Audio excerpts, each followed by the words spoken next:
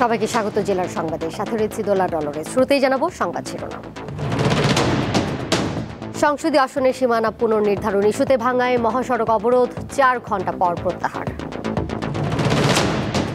পায়রা তাপবিদ্যুৎ কেন্দ্র নির্মাণে ক্ষতিগ্রস্ত অনেক পরিবার, চাকুরি ও জমির মূল্য পরিশোধের দাবি। নিখোঁজের 3 দিন পর জমিয়তে উলামায়ে ইসলামের নেতা মুশতাক আহমদের মরদেহ উদ্ধার।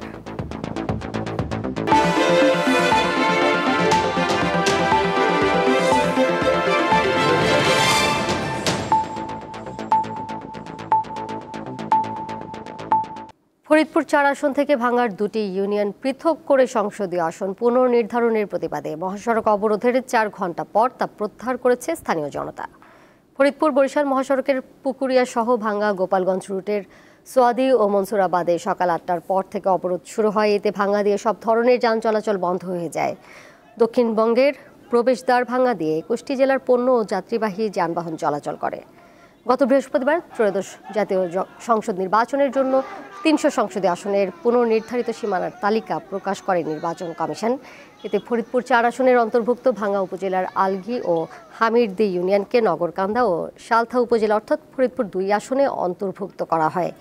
এর প্রতিবাদে মহাসড়কের উপর গাছ ফেলে টায়ার জ্বালিয়ে বিক্ষোভ করেন হাজারো মানুষ। পরে উপজেলার নির্বাহী কর্মকর্তার আশ্বাসে অবরোধ তুলে নেয় স্থানীয়রা।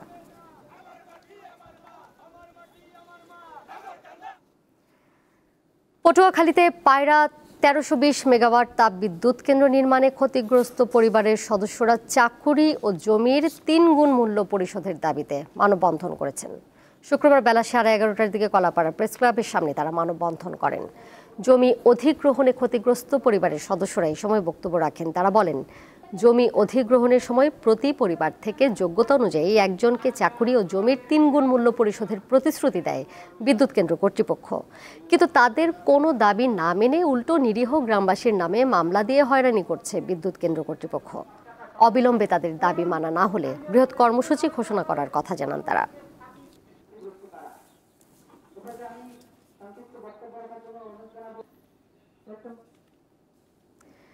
এবারে গুড নাইট ডেঙ্গু সুরক্ষা।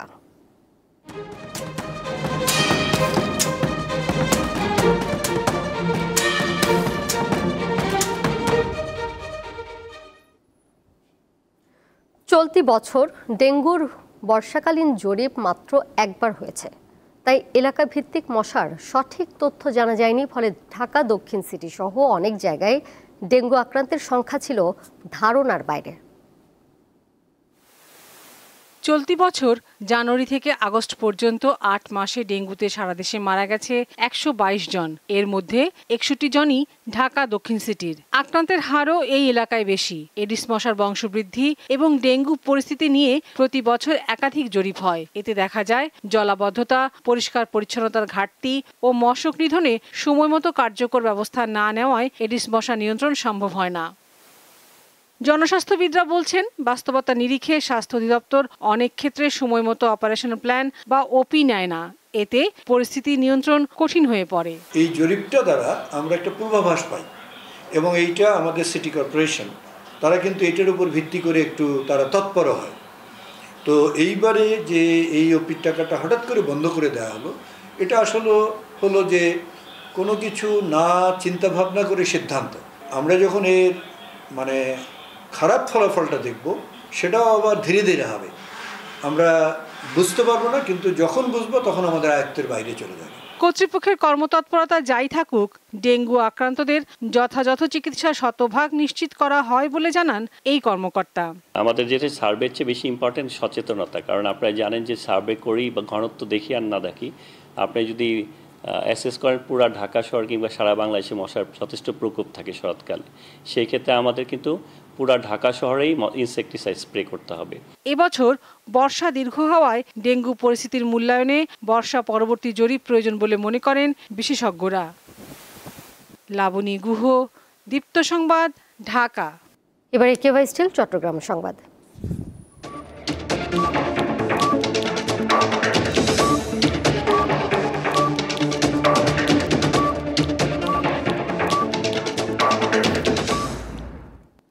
বাংলাদেশের কমিউনিস্ট পার্টি সিপিবি চট্টগ্রাম জেলা শাখার ত্রয়োদশ জেলা সম্মেলনের উদ্বোধন করা হয়েছে। সকালে চট্টগ্রাম নগরীর চেরাগী চত্বরে জাতীয় সঙ্গীত পরিবেশন ও জাতীয় পতাকা উত্তোলনের মধ্য দিয়ে সম্মেলনের উদ্বোধন করেন অর্থনীতিবিদ ও সিপিবির কেন্দ্রীয় সদস্য ডক্টর এম আকাশ।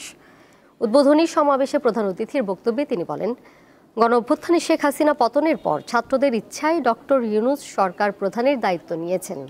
গ্রহণযোগ্য সময়ের মধ্যে একটি অবাধ, সুষ্ঠু, নিরপেক্ষ নির্বাচনই এই সরকারের প্রথম লক্ষ্য হওয়ার কথা। কিন্তু নির্বাচন নিয়ে জনগণ হতাশ বলে মন্তব্য করেন সিপিবির নেতারা।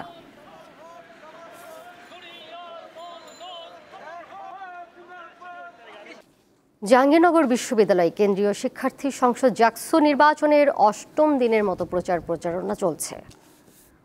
শুক্রবার বন্ধ ক্যাম্পাসে সকাল থেকে প্রচারণা কম দেখা যায়, তবে দুপুরের পর থেকে অন্যান্য দিনের মতো ক্যাম্পাসে প্রচার শুরু করেন প্রার্থীরা।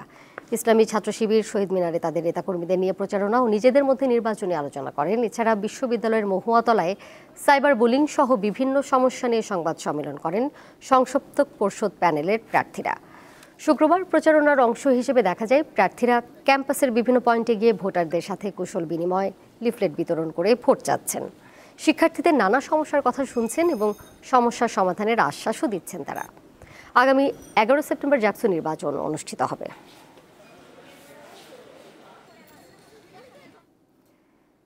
নিখোঁজের 3 দিন পর জমিয়ত উলামায়ে ইসলাম বাংলাদেশের কেন্দ্রীয় কার্যনির্বাহী সদস্য ও জেলা জমিয়তের সহ সভাপতি মাওলানা মুশতাক আহমদ গাজীনগরের মরদেহ উদ্ধার করেছে পুলিশ।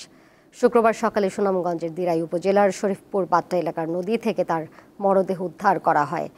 মাওলানা মুশতাক 2 সেপ্টেম্বর রাত থেকে নিখোঁজ ছিলেন। তার স্ত্রী জানান, তিনি রাত 10:30টার দিকে বাড়ি ফেরার কথা বলে ফোন বন্ধ করে দেন।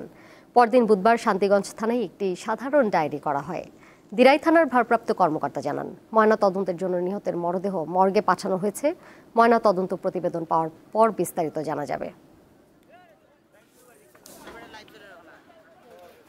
কুমিল্লায় যাত্রা শুরু করলো জাতীয় বিশ্ববিদ্যালয়ের আঞ্চলিক কেন্দ্র। শুক্রবার কুমিল্লা সদরে এই কেন্দ্র উদ্বোধন করেন জাতীয় বিশ্ববিদ্যালয়ের উপাচার্য প্রফেসর ডক্টর এএসএম আমানুল্লাহ। জাতীয় পতাকা উত্তোলন, বেলুন ও পায়রা ওড়ানোর পর ফলক উন্মোচন করে আঞ্চলিক কেন্দ্র উদ্বোধন করেন তিনি।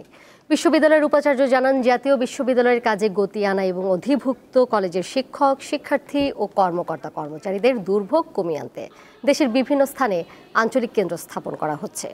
এরই মধ্যে কয়েকটি জেলায় আঞ্চলিক কেন্দ্র চালু করা হয়েছে।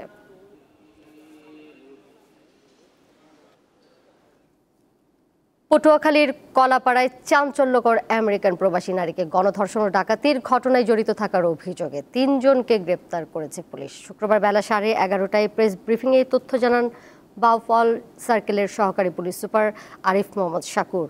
গ্রেপ্তার 3 জন হলেন কাউসার, আশিস ও রিপন। পুলিশ কর্মকর্তা জানান, ঘটনার দিন গত 14 জুলাই ভুক্তভোগী তরিকুল ইসলাম কলাপাড়া থানায় একটি মামলা দায়ের করার পরপরই অভিযানে নামে পুলিশ। পরে তথ্য প্রযুক্তির সহায়তায় গত 2 দিনে ঝিনাইদহ জেলার বর্ডার এলাকা থেকে কাউসারকে ও ঢাকা থেকে রিপনকে গ্রেপ্তার করা হয়। তাদের তথ্যের ভিত্তিতে কলাপাড়া পৌরসভা এলাকা থেকে আশিস গায়েনকে গ্রেপ্তার করে পুলিশ।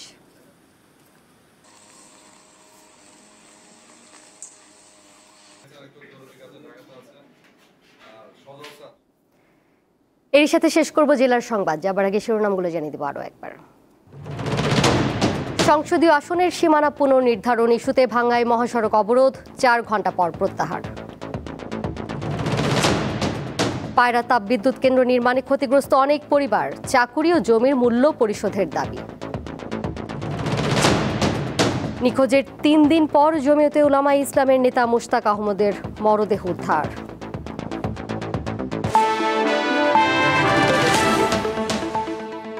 এই ছিল এখনকার মতো।